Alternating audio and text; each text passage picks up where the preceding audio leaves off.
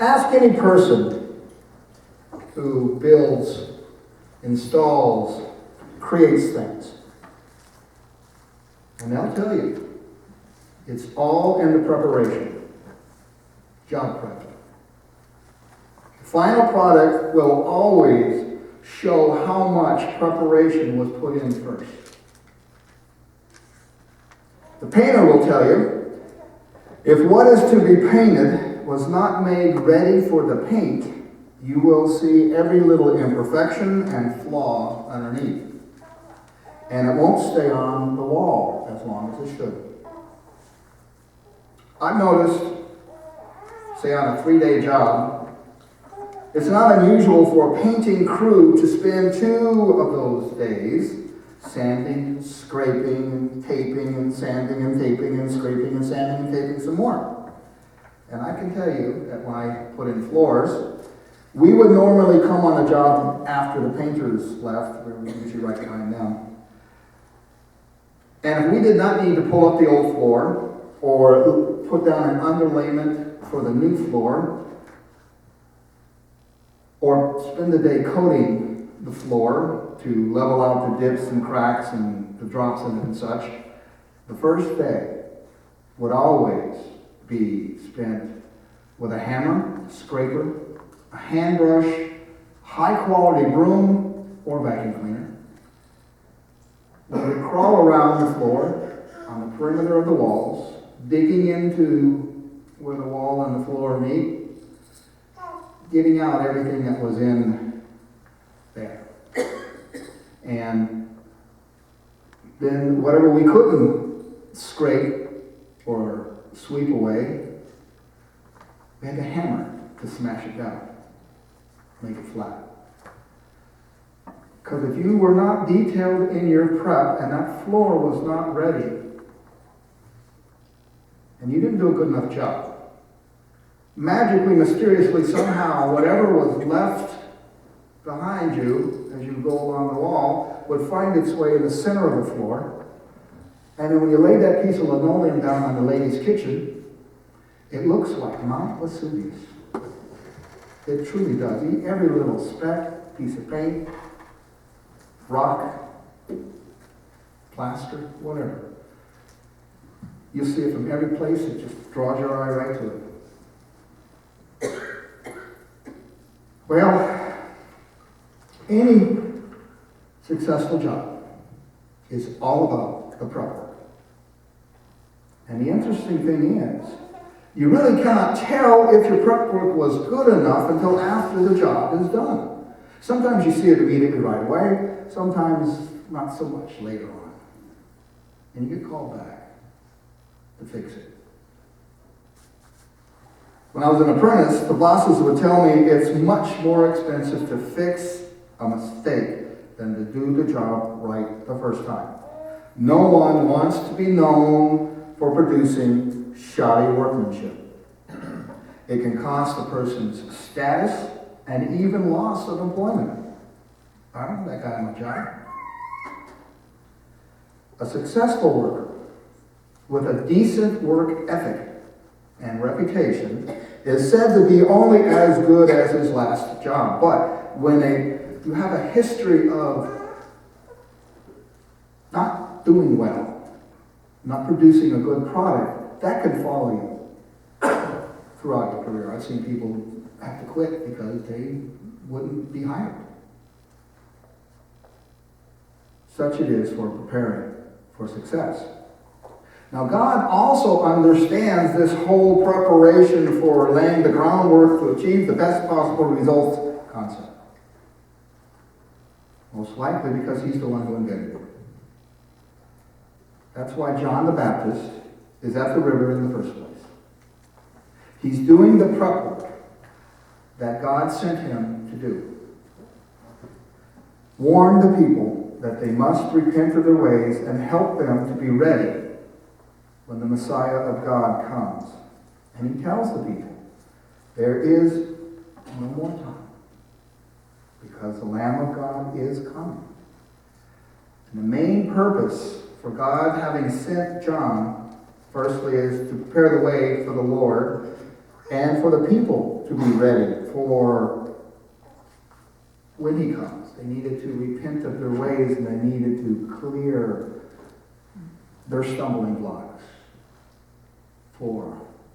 that would stop them for receiving God when he comes into this world.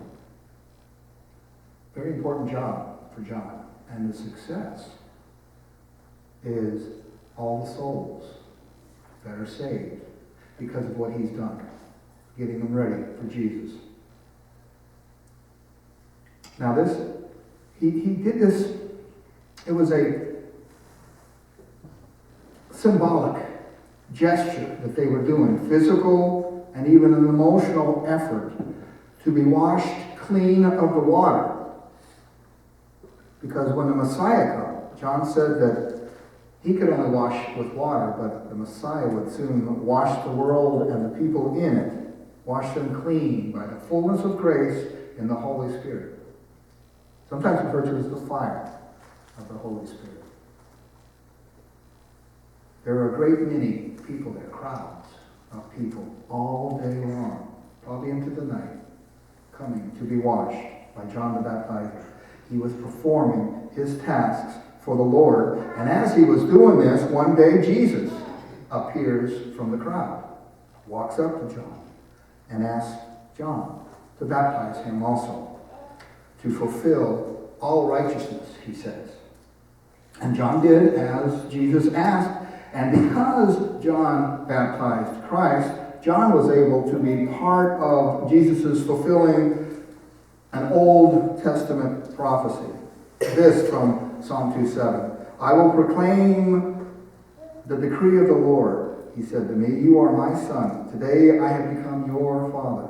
This is how Matthew describes him fulfilling this prophecy. As soon as Jesus was baptized, he went up out of the water. At that moment, heaven was opened, and he saw the Spirit of God descending like a dove and lighting on him, and a voice from heaven saying, This is my Son, whom I love, with whom I am well pleased.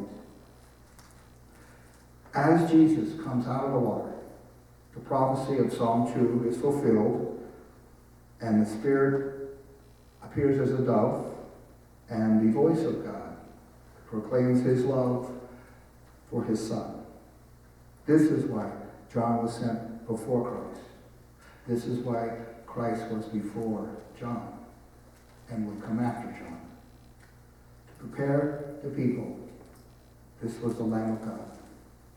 And after all this was done, it would not be too much longer when John is arrested, thrown into prison, and then beheaded by Herod Antipas on his birthday, the governor's birthday. There are several examples of God making it possible for his people to become prepared for what was about to happen. When Noah was told to build the ark and gather the animals, Yahweh was preparing him and the new generation of humans for this oncoming flood. When Jonah was spit out of the mouth of the sea creature, preventing him from running away from God, because God had sent Jonah to a place he did not want to go and save a people he did not want to save.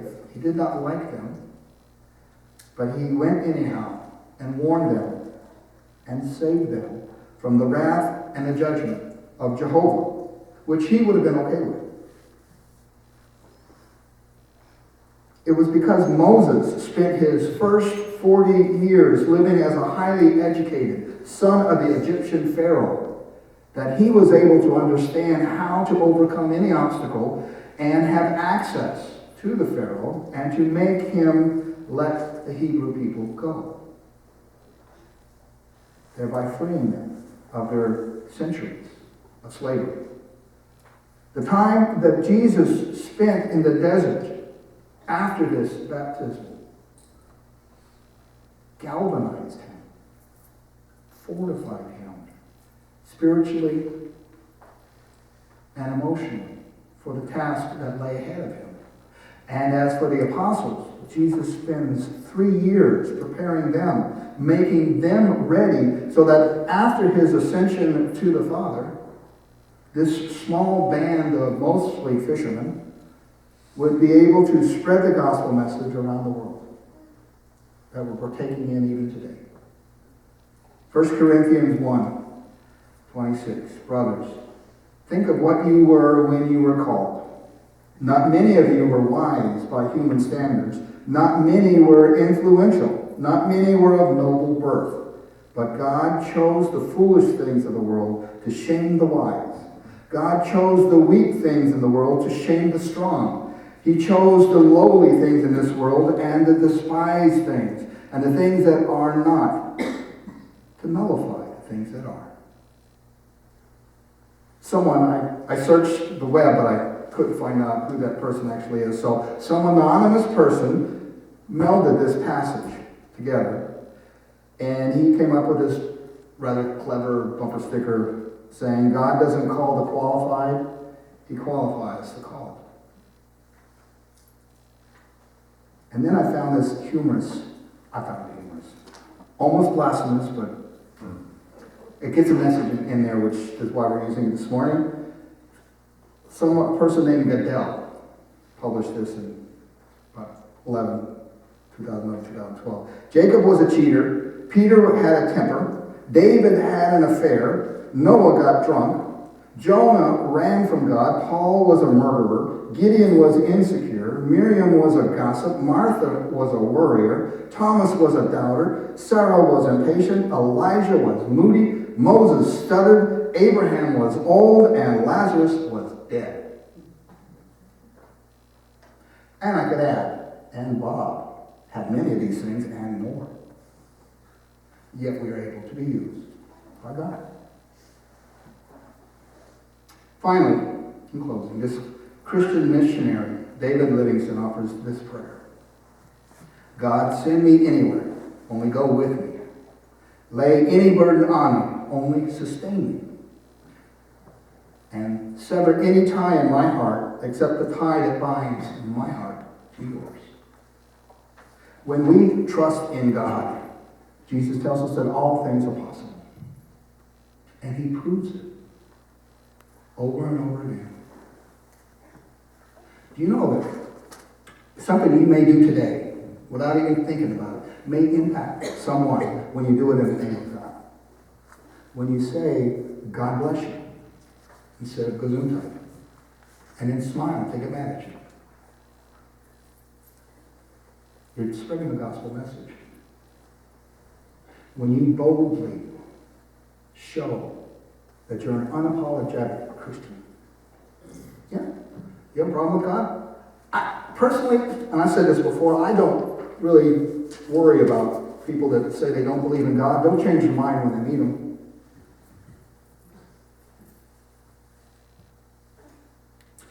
You are blessed. You are empowered. You are given what you need to do the work God has for you to do. You have been prepared. There's good prep work in you. And your product, your result, will show that. Amen.